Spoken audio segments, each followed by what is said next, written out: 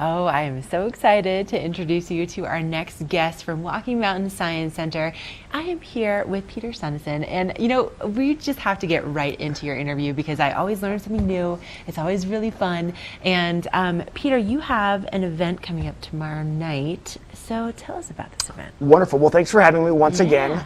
Tomorrow night is the penultimate presentation of our High Country Speaker Series.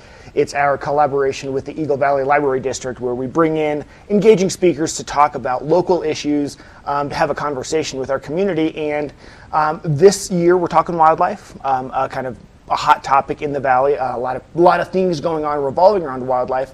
And so tomorrow we're bringing in a gentleman. His name is Carter Niemeyer, and he is from Idaho, and he talks about wolves. He has lived with wolves, he's studied wolves, and he is going to talk about his experience working with them, both in Idaho and Wyoming, and then also talk about potential implications for Colorado as a neighboring state to those states that have healthy wolf populations. Interesting. Okay, so we were talking off camera about this, and I just recently read a book about the reintroduction of wolves into Yellowstone, and then also just the conservation side of it, and then also the hunting side of some of these different regulations. But what I found most fascinating was the way that wolves can impact their environment, but not just like a little bit, like, oh, like we feed on new animals, but actually changing the paths of rivers. Right, so Carter Niemeyer was one of the lead biologists, wolf biologists, on the Yellowstone reintroduction program.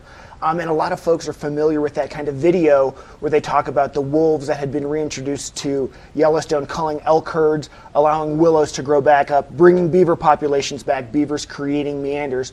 So kind of that tying wolf reintroduction into new riparian ecosystems and new aquatic ecosystems, tying that whole cycle together. And wolves as apex predators absolutely do have what we call effects that cascade down the trophic pyramid, that they'll affect animals directly beneath them on the food chain, but then those animals will have a greater effect, and it just amplifies as you go down the food chain. So it's going to be an incredible presentation.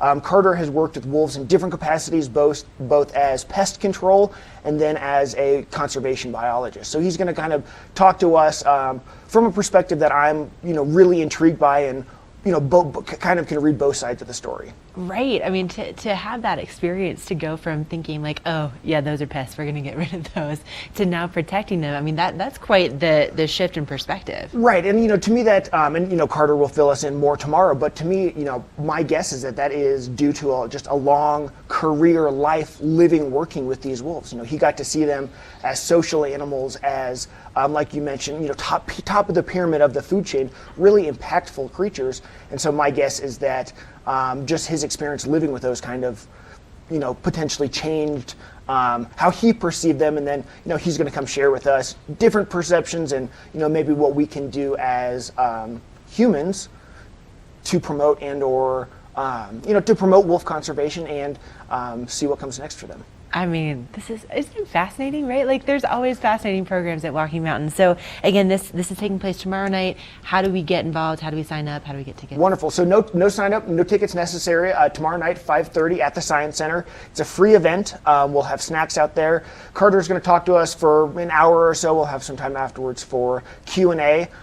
It should be a wonderful evening. Oh man, Peter, I might just have to come to this this event. We'll see you there after the conversation off camera. Right, yeah. Exactly. Yep, nerding out on wolves. Oh my gosh, seriously, big time. Okay, walkingmountains.org if you want more information about all of their programs. They are amazing at what they do, and we still have more headed your way here on Good Morning Vail, including a look what's happening with that local weather forecast. Talk about interesting. Yeah, our weather is going to get interesting in the next 24 hours.